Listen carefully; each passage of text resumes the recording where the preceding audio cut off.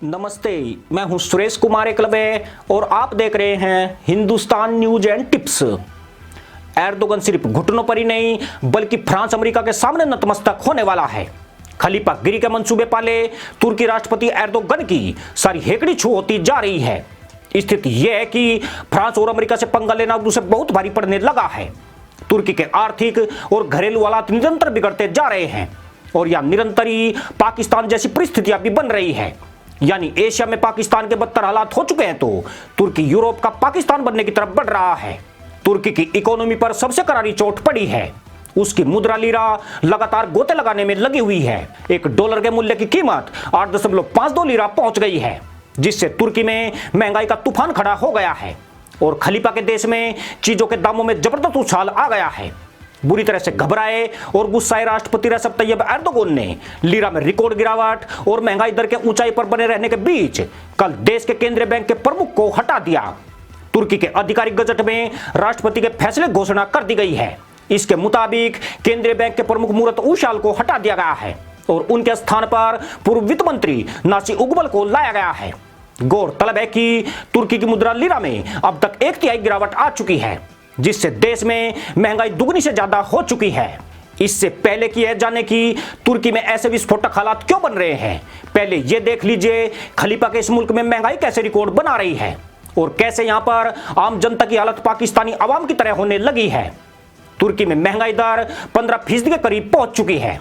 यह पिछले 12 वर्षों के उच्च स्तर पर चढ़कर अभी और ऊपर जाने को व्यग्र है। परिवहन में किराया बढ़ोतरी बहुत तेजी से हुई है, जहां यह 16.9% पहुंच गई है। खाद्य एवं गैर अल्कोहल पदार्थों की महंगाई दर 12.74% हो गई है और वस्तु एवं सामानों की महंगाई दर 12.63% हो चुकी है। तुर्की प्याज का एक बड़ा निर्यातक देश है, मगर इस मुल्क में प्याज के दाम 40 भारतीय रुपए प्रति किलो पर पहुंच गए हैं, जबकि बाकी सब्जियों में आलू के दाम 80 रुपए प्रति किलो को पार कर गए हैं, जबकि हरी सब्जियों के दामों में रिकॉर्ड बढ़ोतरी दर्ज की गई है। आपको बता दें कि एक टर्किश लीरा की कीमत 8 रुपए 65 पैसे के करीब बैठती है। जनवरी 2020 में एक लीरा में 12 रुपए मिल जाते थे, परंतु पिछले 10 महीनों में यह लगातार ओदेबू गिर रही है। जून 2018 में रेसिप तैयब एर्दोगन ने तुर्की के राष्ट्रपति का पद संभाला था। उस वक्त एक लीरा की कीमत 15 भारतीय रुपए के करीब थी, मगर एर्दोगन की खराब नीतियों के चलते आज लीरा जलजीरा बनने की तरफ बढ़ रही है, जिस पर ज्यादा भरोसा किसी का भी पेट खराब कर सकता है। जून 2018 में ही $1 का मूल्य 14 टर्किश लीरा हुआ करता था, मगर बीते 2 साल में इसकी हालत और भी ज्यादा खराब हुई है। बढ़ती महंगाई से टर्किश जनता जहां त्राहिमाम कर रही है, वहीं एर्दोगन के खिलाफ भी लामबंदी होने लगी है, जिसके लिए टर्किश पुलिस को स्थिति कंट्रोल करने के लिए मशक्कत करनी पड़ रही है।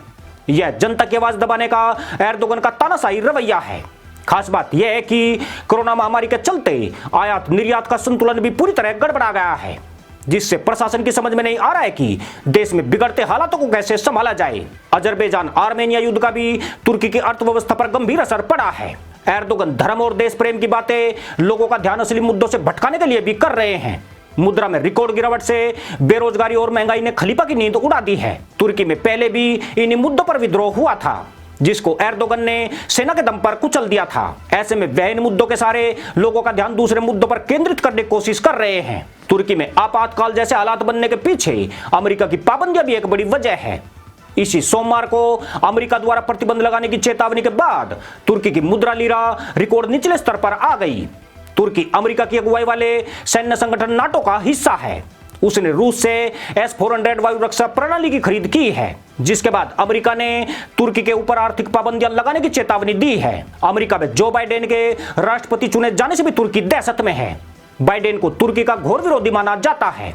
डोनाल्ड ट्रंप से एर्दोगन के व्यक्तिगत रिश्तों के चलते वह अभी तक इससे बचता रहा था, परंतु आगे की डगर तुर्की के लिए काफी मुश्किल होने वाली है। उधर फ्रांस ने संयुक्त अरब अमीरात के साथ मिलकर एक रणनीतिक गठजोड़ बनाया है, ताकि पश्चिमी एशिया और उत्तरी अफ्रीका में राजनीतिक इस्लाम के बढ़ते प्रभाव का मुकाबला किया जा सके। फ्रांस भी अमेरिका पर दबाव बना रहा है कि यूरोप में तुर्की की बढ़ती दादागिरी और उसकी कट्टरपंथी विचारधारा के खिलाफ कड़े कदम उठाने की पहल करे। यानी एर्दोगन के लिए खतरे की घंटी घरेलू और वैश्विक स्तर पर बज गई है। अब इस घंटी की आवाज कितनी दूर तक जाएगी, जरा यह भी पूरी तरह समझ लीजिए। कुछ समय पहले तक दुनिया भर की आर्थिक शक्तियों में तुर्की को वही स्थान हासिल था जो भारत और चीन को हासिल है। यानी यह तीनों ही देश तेजी से बढ़ती अर्थव्यवस्थाएं थी। इन देशों की ग्रोथ अन्य देशों के मुकाबले काफी अच्छी थी। साल 2008 में मंदी के माहौल के बाद अमेरिका समेत दुनिया के तमाम विकसित देशों ने ग्रोथ हासिल करने के लिए अपनी ब्याज दरें घटाई ताकि उद्योगों को सस्ता कर्ज मिल सके। तुर्की ने इसी माहौल का फायदा उठाया था और वहां की कंपनियों को खासकर यूरोपियन बैंकों से सस्ता कर्ज भी आसानी से मिल गया, जिसके दम पर वहां के रियल एस्टेट कारोबार और मैन्युफैक्चरिंग सेक्टर को रफ्तार मिल गई। परंतु तुर्की की यही मुल्ला नीति आने वाले वक्त में उसके लिए बड़ी मुसीबत होने वाली थी। तुर्की के बैंक विदेशी बैंकों से डॉलर में कर्ज जुटा रहे थे और फिर इसे घरेलू अर्थव्यवस्था में झोंक रहे थे। कर्जदाता बैंक भी खुश थे कि जिस तरह से तुर्की की कंपनियां अपनी आय और मुनाफा दिखा रही थी, उससे वे पूरी तरह आश्वस्त थे कि उनका पैसा पूरी तरह सुरक्षित है और उसके डूबने की कोई भी आशंका उन्हें नजर नहीं आ रही थी। परंतु यह विदेशी बैंकों की बहुत बड़ी भूल थी। भारत और चीन के मुकाबले तुर्की विदेशी मुद्रा के कर्ज पर अधिक निर्भर था और धीरे धीरे यह उसके मौजूदा संकट की वजह भी बनने लगी। तुर्की की अर्थव्यवस्था पर विदेशी मुद्रा का दबदबा बढ़ गया और टर्किश मुद्रा लीरा गर्द की ओर जाने लगी। तुर्की के कुल कर्ज में 70% से अधिक हिस्सा डॉलर में लिया गया कर्ज है, उसके मुकाबले लीरा में लिया गया कर्ज बहुत ही मामूली है। यानी टर्की पूरी तरह से विदेशी कंपनियों और बैंकों के चंगुल में फंस चुका है। अब जरा तुर्की पर विदेशी कर्ज के ये आंकड़े भी देख लीजिए, जिससे इस खलीफा का लिफाफा बिना कैंची से ही काटे खुल जाएगा। स्पेन के बैंक ने तुर्की को 83 अरब डॉलर से अधिक का कर्ज दिया है, जबकि जिस फ्रांस से तुर्की उलझने के ख्वाब देख बैठा है उसका भी 38 अरब 40 करोड़ डॉलर का कर्ज है। इटली के बैंकों का 17 अरब डॉलर और जापान के बैंकों का 14 अरब डॉलर तुर्की की अर्थव्यवस्था में लगा है। ब्रिटेन ने भी तुर्की को 19 अरब डॉलर का कर्ज दिया है। अमेरिका के बैंकों का 18 अरब डॉलर तुर्की में डूबने के कगार पर है। खास बात यह है कि इस संकट से निपटने के लिए तुर्की के पास विदेशी मुद्रा भंडार नहीं है, यानी हालात बिल्कुल आतंकी देश पाकिस्तान जैसे हो चुके हैं। तुर्की का विदेशी मुद्रा भंडार 25 अरब डॉलर का है और विदेशी कर्ज की बात करें तो यह 180 अरब डॉलर का हो चुका है। पिछले कुछ हफ्तों में इसमें 15 अरब डॉलर की भारी कमी आ गई है। जानकर हैरानी होगी कि जिस वक्त एर्दोगन ने सत्ता संभाली थी तब उसका विदेशी मुद्रा भंडार 180 अरब डॉलर था। एर्दोगन की मुल्ला नीति उसके पतन की वजह बन गई है। तुर्की के अर्थव्यवस्था पर विनाशकारी प्रभाव बहुत साफ साफ नजर आने लगा है। हालांकि तुर्क राष्ट्रपति एर्दोगन के दामाद और देश के वित्त मंत्री बेरात अल्बैरक आरोप लगा रहे हैं कि लंदन में मौजूद कुछ संस्थाएं तुर्की की करेंसी के खिलाफ साजिश कर रही है। पर हकीकत यही है कि मदरसा नीति किसी भी देश के लिए प्रासंगिक नहीं है। यह मानव विकास और विकसित जीवन शैली को पलीता लगाने का काम करती है। जिन देशों ने इसे अपनाने की कोशिश की है वह देर सवेर पूरी तरह बर्बाद होते चले गए।